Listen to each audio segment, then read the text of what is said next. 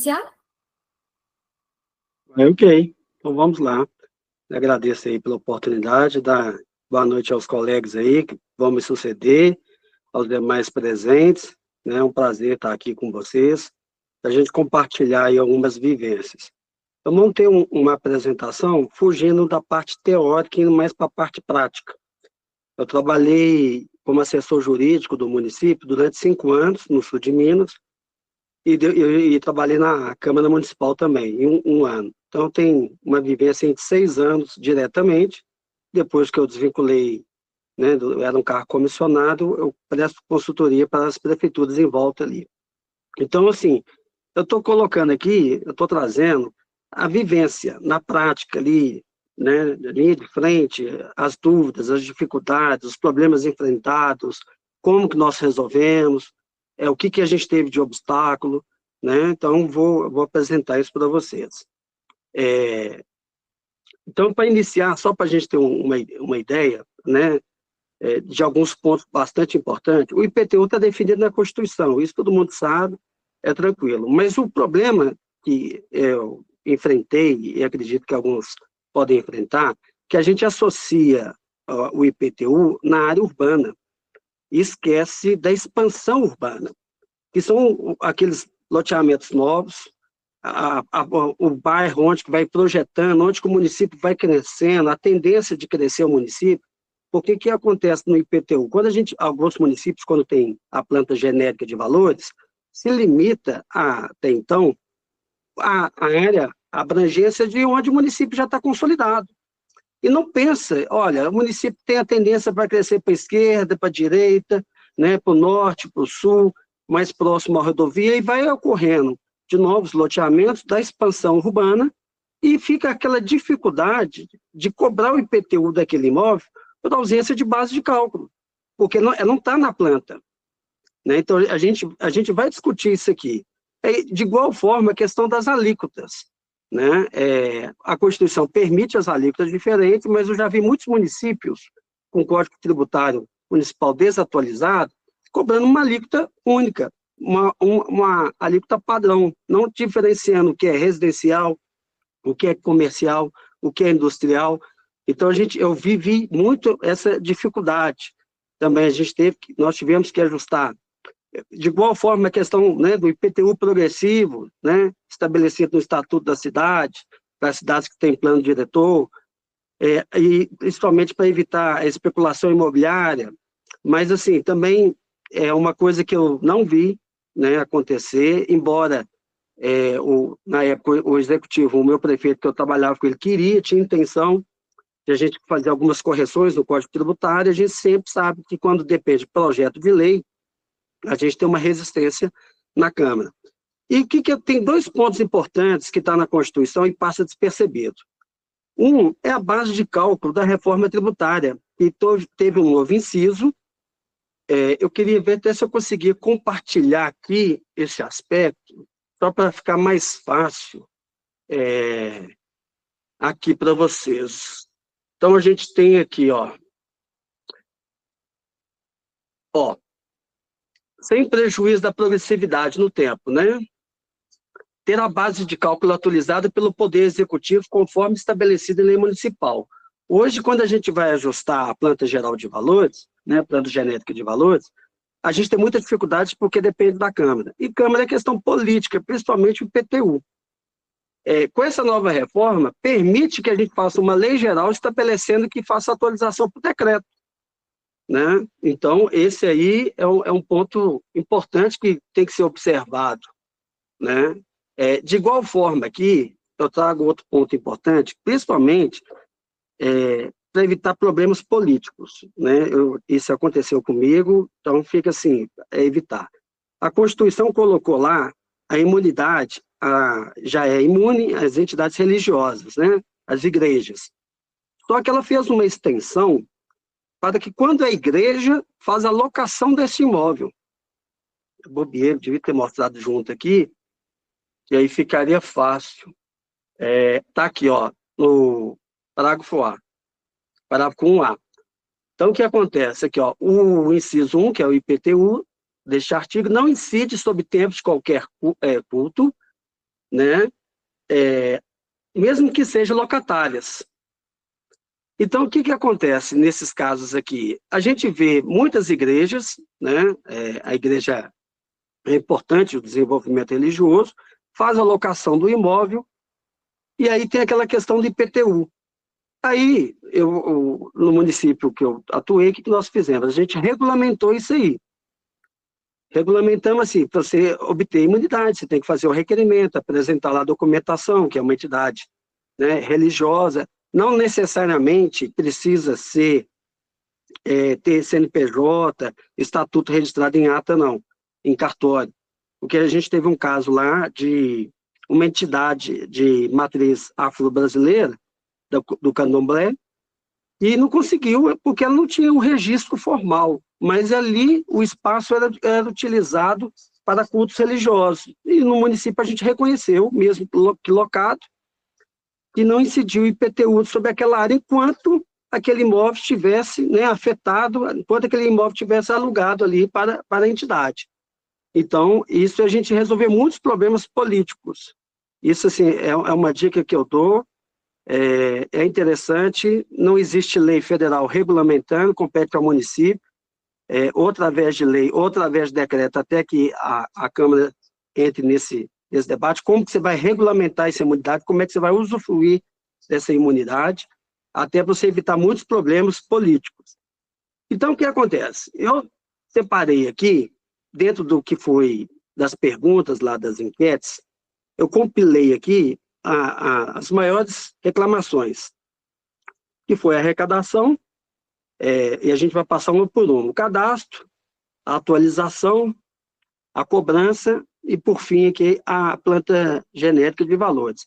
De todas aquelas perguntas, teve algumas que não deu por questão de tempo, para a gente adentrar aqui, mas eu fiz assim, das dúvidas principais, eu consegui reunir e a gente tentar explicar esse aspecto aqui. Da arrecadação, quando o Felipe até antecipou aí, dos municípios que teve o TAC, isso aconteceu com a gente, eu não sei quem está no mandato de primeiro ano, da primeira vez que está no mandato aí, o Tribunal de Contas, chega um certo momento, ele começa a pegar no pé, né? Porque você não está fazendo arrecadação de receita própria. Embora esteja previsto no plano plurianual, na lei de diretrizes orçamentárias, na lei orçamentária, a princípio, o executivo, o chefe do executivo, o prefeito, falou, eu tenho um orçamento anual de receita própria, X, mas por que essa receita não ocorre, não acontece, não realiza? E a gente tem aquela dificuldade, porque alguns municípios ficam exclusivamente por repasse do fundo de participação ou por ICMS. E, às vezes, não deixa de usufruir a questão do IPTU. Então, a gente tem o problema da população do entrave político. Fazer a cobrança, para cidades menores, especialmente, tem dificuldade. Eu vivenciei isso na prática, gente xingando, gente brigando, gente que não entende, e associando, às vezes não entende como é que é a arrecadação do imposto, e fica uma dificuldade, mas não tem como a gente fugir. Não tem como a gente fugir. A gente tem que enfrentar. A minha recomendação, né, no período que eu tive, a gente sempre fazia no primeiro ano todos os ajustes necessários, né, porque a gente sabe que com o passar do tempo vai ocorrendo tantas outras coisas que acaba esquecendo. Depois entra, né, no esquecimento. Mas, assim, o ano ideal de a gente fazer os ajustes é agora, é no primeiro ano, né, que aí a gente já mata o problema da questão política. A gente sabe que tem um viés muito pejorativo, falar em arrecadação de IPTU. A gente se livra do problema do Tribunal de Contas, que cedo ou mais tarde ele vai exigir, vai questionar, né, a omissão de receita livre, não está fazendo nenhum procedimento para oferir essa receita, e por fim você contar que esse dinheiro em caixa, né, porque a verdade é que os municípios sem dinheiro não conseguem fazer, né, a prestação de serviço público. Então, há necessidade de a gente enfrentar o dilema, não tem como a gente fugir. A arrecadação é isso, é enfrentar o leão.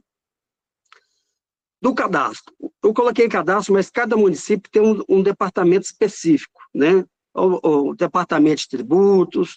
Então, eu coloquei aqui cadastro, que seria aquele departamento da prefeitura responsável por gerenciar o banco de dados dos contribuintes, né? E o problema que eu vi muita gente questionando lá, olha, eu tenho o cadastro está desatualizado, eu não sei como é que a gente faz para ajustar, eu tenho muito problema, eu tenho imóvel aqui que só está primeiro e último nome, tem muitos anos, não tem o CPF, eu tenho até para a gente protestar, executar, não sabe como é que proceder. Então, vamos às dicas. A gente tem diversos caminhos para a gente ajustar o nosso departamento de cadastro. O primeiro deles é o compartilhamento de dados com as concessionárias de serviço público. Aí nós temos a CEMIG, nós temos a Copasa. Antes da lei essa agora de... fugiu o nome da lei aqui. Proteção de dados, LGPD, os municípios faziam via um decreto, que as concessionárias deveriam compartilhar. Elas não criam obstáculos, não. Ela, né, somente a CEMIG não cria obstáculo em compartilhar o banco de dados, não. Porque aí a gente faz o cruzamento do banco de dados existente com o banco de dados da CEMIG, que aí lá vai ter lá o CPF, que a CEMIG não perdoa, o CPF, endereço, número, tudo certinho.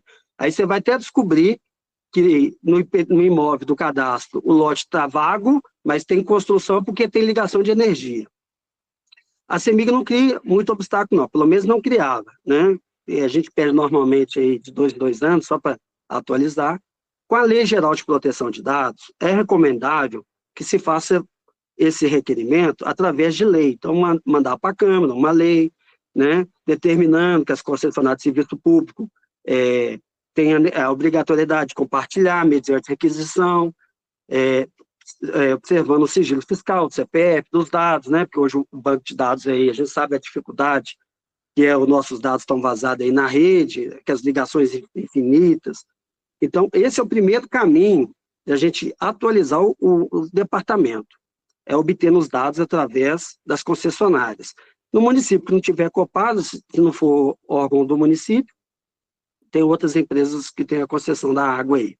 No mesmo sentido, a gente tem mais 3 lugares que a gente pode extrair os dados e fazer o cruzamento para a gente identificar e a gente completar o banco de dados. A gente tem através dos programas da assistência social, que é o CAD Único, e do cartão do SUS. O CAD Único, ele é bacana, porque o povo normalmente leva todos os documentos.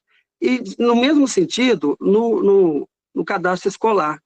Então, existem secretarias no município, e isso aconteceu com a gente pegou e fez o cruzamento com os dados da Secretaria de Saúde, Secretaria de Assistência Social, e a Secretaria da Educação com o Departamento da Fazenda, Secretaria da Fazenda.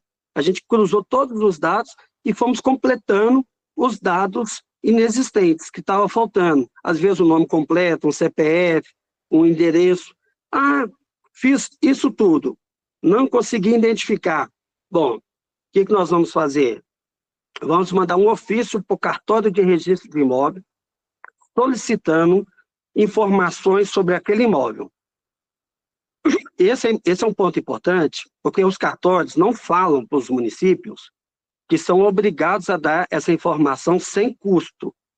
Quando eu entrei lá, quando eu fiz a requisição, o tabelião me ligou e falou assim, tem que pagar. Eu falei, não tem que pagar nada não. Né? Aí eu mostrei a lei lá, tal, mostrei o Código Tributário, tem a Lei de Registro Público também fala, e, salvo engano, até a Resolução 140 fala lá, quando o município solicita informação no cartório, para fins de fiscalização, ele é obrigado a dar sem ônus. Então, esse é um caminho também. Qual que é o único problema disso? Que para o cartório, a gente tem que enviar, eu quero a informação do lote 1, da quadra A, né, do bairro tal. Isso aí, nós precisamos para ele identificar a matrícula individualizada, que ele vai te mandar a matrícula individualizada. Ou ele vai dar uma certidão negativa e falar, olha, esse lote ele não foi desmembrado, ele faz parte de uma gleba maior. Né? Então, aí a gente parte, aí já entra aquela questão da REUB, que o Felipe tinha mencionado, que eu não vou adentrar nessa minha fala, porque foge um pouco do escopo do trabalho. Mas aí, esse é um caminho também para a gente atualizar aí o setor de cadastro.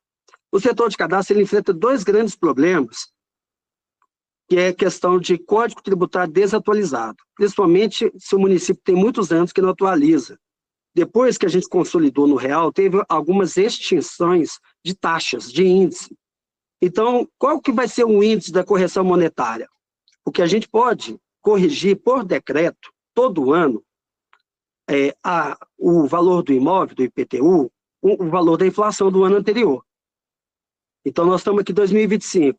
Qual foi a inflação de 2024 para a gente atualizar? Porque isso aí não é aumento de imposto, é apenas a correção monetária. Qual que é o problema? Você vai olhar o Código Tributário, qual que é o índice? Não tem, é omisso. Né? Aí o índice é omisso. Não tem IPCA, não tem GPM, né? Taxa Selic nunca vi. Isso estão colocando agora recente. IPCA 15, todos os outros índices aí, GPM, tudo. Assim, não tem. Aí vão perguntar bem, pô, Léo, se o meu código não tem, como que eu faço? Aplicar o menor índice. Esse não é um entendimento consolidado. Eu entendo o seguinte, na ausência do índice, claro, no Código Tributário, a gente tem que ser o mais favorável para o contribuinte, né? Para não ter discussão, porque se a gente elege um índice mais elevado e o Código Tributário não menciona, então esse aí é um problema. Por que eu escolho o menor? Porque é de menor impacto. Eu nunca tive casos de judicialização, esse tema não foi judicializado, já até pesquisei. Quando há uma omissão do índice, qual seria o índice aplicado, né? Nunca houve casos assim de judicialização. Igual acontece o seguinte, questão de correção monetária. Nós estamos em 25, então a gente teria que pegar o índice de 2024. Só que em 2024 vamos pôr que 5%. Só que você vai olhar, 2024 não teve correção, porque era um ano político, o prefeito não quis se dispor, era candidato à reeleição, ou estava apoiando alguém, né? E por algum motivo ele não quis aplicar a atualização. Então, está acumulado o de 2023. 2024 não teve correção. Aí vamos perguntar, olha, eu posso pegar o índice de 2023 e 2024 e somar? Pode, porque apenas está tendo a correção monetária. Também não é aumento, que aumento depende de lei. Então, você pode pegar o índice lá de 2023 da correção, o que está definido no Código Tributário, e o de 23 e o 24, e corrige agora. Né? Aí faz a correção agora. Então, isso também dá, não tem problema, não é considerado aumento, porque é apenas a correção monetária, observando o índice que está descrito no Código Tributário. Como eu mencionei anteriormente, a questão da área de expansão. Esse é um grande problema quando vai aprovando loteamento e aquela região não está mapeada. Aí fica aquela questão, né? Como que eu vou cobrar o IPTU daquela área? Então, o que eu tenho recomendado? No decreto que autoriza o loteamento, que vai para o cartório para o município, no decreto eu ali já mais ou menos defino que para fins de cobrança vai ser a extensão do bairro mais próximo. Né? Também não tive caso de judicialização, esse também não é um entendimento consolidado, mas é uma forma para você não ter omissão de receita. Né? Você tem que cobrar, aquele bairro não está na planta, né? Isso quando o município tem planta. Né? Mas tem município que tem planta e foi crescendo, não tem aquele bairro. Então, a gente tem esse problema de expansão de novos loteamentos. Então, até que se defina, manda o projeto para a Câmara para aprovar, essa é a dica que eu adotei e eu não tive problema. No mesmo sentido, alvará de construção em habites. É muito comum ir lá na prefeitura, pede alvará de construção, às vezes o funcionário aposentou ou foi deslocado para um outro setor, ou o funcionário era comissionado, desligou, e tem tantos alvarás de construção em habites lá, mas não está lançado no sistema. Você está cobrando IPTU sobre lote, e às vezes já tem um alvará de construção lá de 5 anos, né? E a pessoa não lançou. Então, assim, eu recomendo também fazer uma revisão dos alvarás de construção e nos habites concedidos, verificar se houve o lançamento da área construída na ficha cadastral do imóvel. né? Essa parte é importante. Então, você consegue dar uma melhorada no seu cadastro, não só apenas os dados do sujeito, né? Do sujeito passivo ali, do devedor, né? Do proprietário do imóvel, como também ajustar a área construída, né? Porque nós sabemos que o IPTU é uma equação matemática. Eu vi, teve perguntas perguntando se podia simplificar isso, infelizmente não tem como, até então, porque o IPTU ele tem que obedecer a capacidade contributiva, a capacidade de cada casa. Uma casa mais simples não pode ter o mesmo valor que uma casa de luxo, então por isso que tem diversos fatores, parâmetros, né? Inclusive índice lá de redução ou de acréscimo, então isso é importante. E por fim, dentro do cadastro aí, eu coloquei os requisitos do artigo 32, mas eu esqueci de mencionar que é do CTN, que no CTN fala, ele tem lá um hall, que tem que ter no mínimo 2 itens lá, eu quero ver se eu consigo mostrar aqui, para cobrar o IPTU. E isso, o que acontece? Aí aqui, tá vendo aqui, ó, o artigo 32, tá? Fala que tem que ter no mínimo 2, né, preencher 2 incisos, ou seja, meio-fio, calçamento, abastecimento de água, esgoto, iluminação pública. Isso é muito comum em quê? Aqueles loteamentos que o loteador ele não termina a infraestrutura, já individualizou a matrícula, já transcorreu o prazo para ele fazer a infraestrutura. Então, eu dei lá 1 ano para aquele loteamento, vai ter 50 lotes lá, eu dei 1 ano para ele terminar toda a infraestrutura. Água, esgoto, iluminação pública e calçamento. Passou o período. Já tem calçamento e tem iluminação pública. E a pessoa nada de fazer. Que aí entra outra questão de a gente, né, tomar as medidas quanto o loteador. Mas aí pergunta, posso já começar a cobrar? Pode começar a cobrar. Inclusive, teve uma decisão recente que nas áreas de expansão não precisa preencher os requisitos do parágrafo 1º, ou seja, ter 2 itens para fazer a cobrança do IPTU, né? Então, esse é um ponto importante. E também a gente tem que atualizar no cadastro. Outro aspecto importante aqui, a questão da atualização. O lançamento é de ofício, né? Ou seja, não depende do contribuinte, não depende de nenhum serviço específico da prefeitura, lança todo ano. Então, a recomendação, antes de fazer o lançamento, né, que é através da notificação no endereço do contribuinte ou no endereço do imóvel, que ele vai ser notificado do IPTU, é que faça as atualizações e as correções. Eu coloquei a correção, que é o cumulativo ou não, exemplo que eu dei do 23 e 24. Mas a gente tem um outro problema, que acontece muito em códigos também desatualizados, é quando o IPTU fica vencido. O IPTU venceu, aí está lá assim, haverá incidência de juros e correção monetária. Também não fala sobre a correção monetária, é omisso, né? Então tem essa questão da omissão. Então a gente sempre tem que ficar atento a essa questão da atualização para fazer a cobrança, fazer o lançamento. Aí eu dei um exemplo aqui da majoração por decreto. Não pode a gente ter uma correção acima da inflação, que aí é ilegal, mas dentro da inflação é permitido, né? Mas para você reajustar de fato aí tem que ser através de lei. Outro aspecto importante que muitas pessoas confundem. Qual que é o vencimento? O vencimento é parcelamento? Não, não é. Aí depende de cada município, né? Às vezes o vencimento, eu já vi muito município lançar no 2º semestre.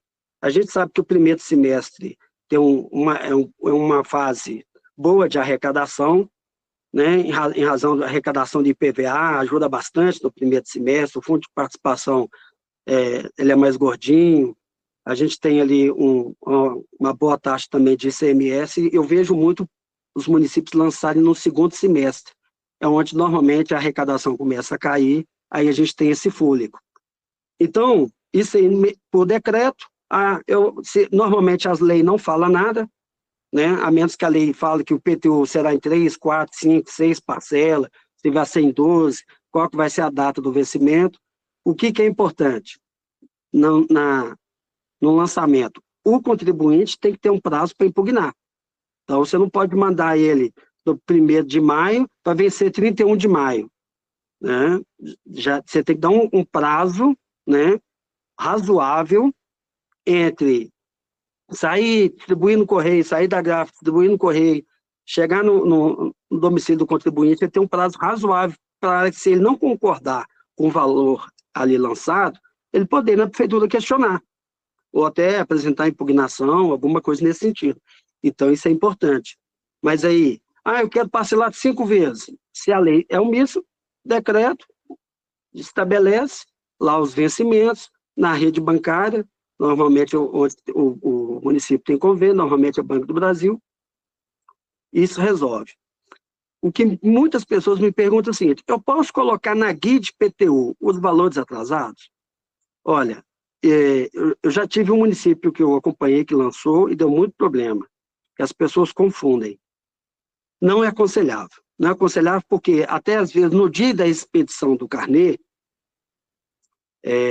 a pessoa às vezes já pagou. E isso é o fato que aconteceu. A pessoa recebe aquilo e entende que está cobrando de novo. Né? A CEMIG tem um hábito de fazer isso. A CEMIG, eu já vi muitos casos da CEMIG, somou 2 contas, ela manda uma conta, somando os 2 valores, não fala. E aí dá uma briga, né, com o usuário ali, e fala: olha, que valor é esse? Estão me cobrando de novo, até ele entender que é a soma das 2 contas, dá muita confusão. E isso dá desgaste político. E o que a gente quer? Arrecadar com o menor desgaste político. Porque a gente sabe, principalmente cidade pequena, que vai ter o desgaste político. Então, a gente tem que sempre adotar as medidas para arrecadação com menor impacto. Então, dos valores atrasados, não recomendo colocar na guia, né? Apenas uma menção: há valores em aberto, né? Procure o departamento só. Não fala valor, não fala quanto, porque vai que a pessoa já pagou e ela vai achar que está cobrando 2 vezes, né? Não é o ideal. A questão da cobrança. A cobrança, isso foi um tema que muita gente perguntou, ela é o seguinte: o que eu te recomendo de prática? A cobrança, principalmente o prefeito que está entrando agora, fazer, via lei, um projeto concedendo um benefício para quem ficar adimplente, uma redução de juros e multa. Mas não pode ser 100%, gente. Esse é o grande problema de muitos municípios. Vira prefeito, lança um projeto aí para a gente tentar recuperar a dívida ativa, reduzir a dívida ativa, dando isenção de juros e multa. Manda para a Câmara, faz lá o impacto orçamentário e tenta aprovar na Câmara. Essa é a pior coisa que tem. Por quê? Desestimula o contribuinte que paga em dia. Né? E isso causa uma sensação seguinte: não vou pagar agora não. Cidade pequena tem muito desses problemas. Não vou pagar agora não, eu não gosto desse prefeito, eu não votei nesse prefeito, eu vou esperar o próximo, vou esperar 4 anos, depois eu vou lá, junto tudo, pago sem juros, sem multa, sem nada. Então, isso eu vi acontecer muito. Muito. Então, para a cobrança ela ter eficácia, para ela dar resultado, antes a gente precisa fazer o lançamento, verificar no Código Tributário se tem índice de correção, aplicar a multa, tem código que não tem multa, fala que assim, qual que é a multa? Quantos por cento? Né? A multa é 2%, 10%, 20%? Não fala. Né? Tem Código Tributário, por isso tem, às vezes, a necessidade de fazer uma revisão no Código Tributário, que não tem especificado qual vai ser o percentual da multa. Juros. Né? Juros normalmente não tem, é sempre normalmente 1%. Ainda tem um outro problema, quando vai para a dívida ativa e quando não vai para a dívida ativa. Então, o que nós adotamos? A gente fez a campanha amigável, mandando uma cartinha para o contribuinte, falando que a gente estava em campanha de regularização, né, de débitos municipais. Não era parcelamento, era campanha. O Código Tributário permite fazer a transação. Alguns municípios criaram a transação municipal, igual tem no âmbito federal, no âmbito estadual, que é melhor do que os refis, por aí e adiante. O executivo mandar para a Câmara um projeto de transação. E chama o contribuinte primeiramente, que às vezes muita gente não sabia, e fala assim: eu nem sabia que estava em aberto. Vem e paga amigavelmente. Então, às vezes, uma cartinha de lembrança, pedindo o comparecimento. Aí a gente precisa daquele servidor que seja um pouco antenado, contribuinte sentou na frente dele, abriu o cadastro, viu que está faltando os dados, já preenche ali, já aproveita, já faz a atualização, né? Já faz a atualização. Então, esse é o primeiro passo, fazer a cobrança amigável. Superado a cobrança amigável, olha, estabelece por decreto o valor para ser protestado, até para depois a gente justificar via Tribunal de Contas, e o valor de execução fiscal. Por quê? Eu já vi casos assim, eu tinha que ter até cópia para mostrar, uma execução fiscal de R$10.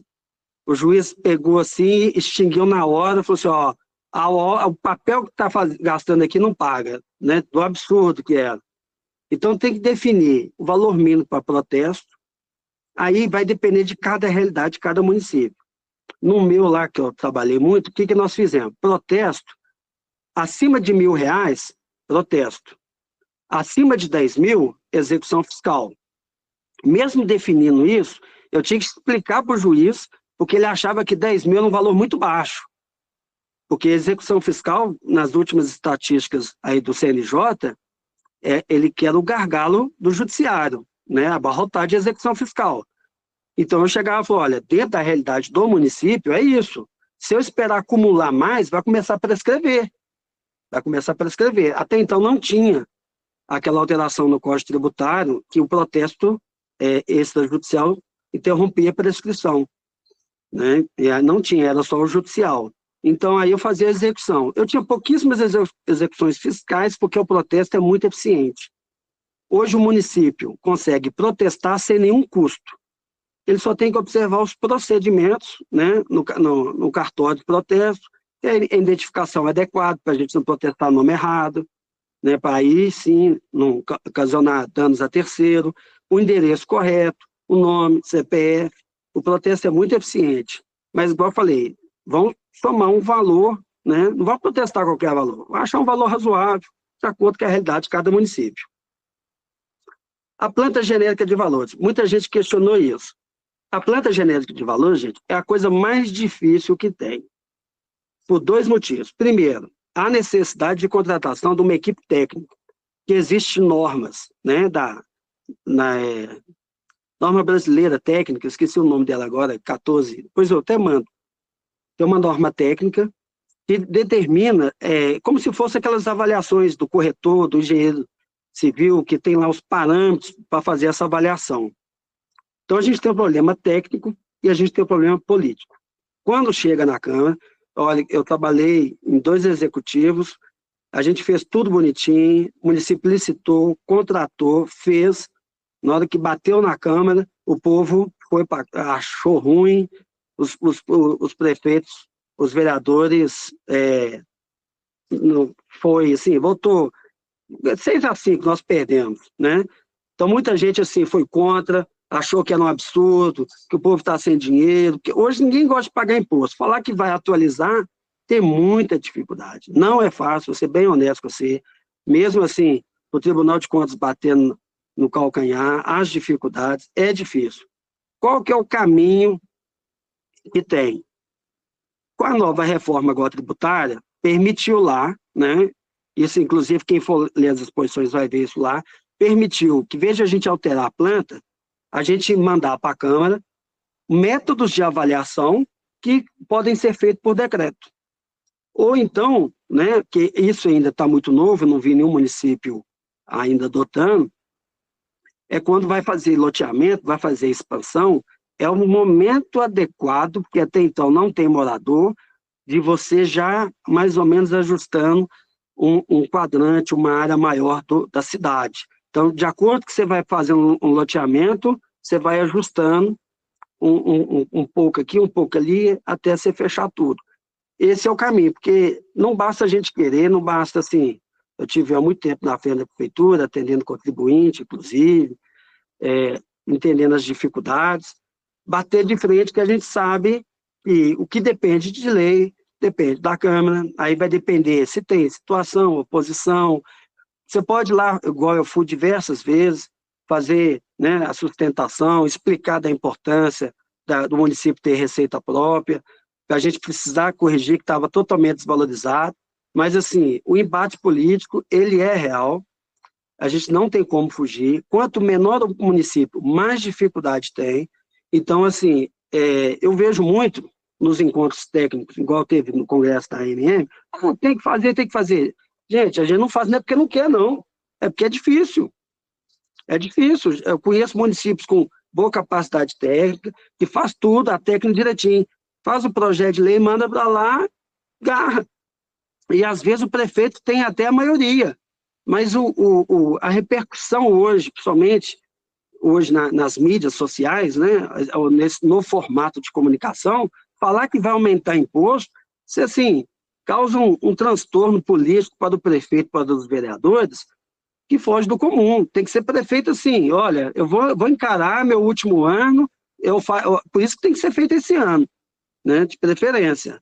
Ou no mais tardar o ano que vem, porque se for chegando no próximo, né, terceiro ou quarto ano de mandato ali, não adianta, porque vai passar raiva, vai ter um dispêndio do recurso financeiro e não vai conseguir, em razão das dificuldades. Então, assim, para não me estender muito, porque eu já estendi no meu tempo, eu acho que as dúvidas vão deixar para os finais, eu tenho meus colegas que vão me suceder, que vão complementar a minha fala. Eu espero ter ajudado aí. Eu trouxe aquilo que eu vivenciei, né, na frente do município, que eu era o responsável ali, eu era o procurador da Fazenda, no municipal, então eu era responsável pelo setor de cadastro, a Secretaria de Obras, então eu vivenciei isso na prática, e algumas coisas a gente vai tentando, dentro da legalidade, sempre achando um caminho, e na interpretação, né, muitas das vezes tem que fazer uma interpretação, eles têm que seguir o que está na lei, né, e dentro do possível. Espero ter contribuído aí, vou passar, né, devolver a fala aí para a Gabriela. Obrigado. Muito obrigada, Leonardo, foi muito bom mesmo, né? Eu vou passar agora a fala para o Rodrigo poder falar sobre IPTU verde e de área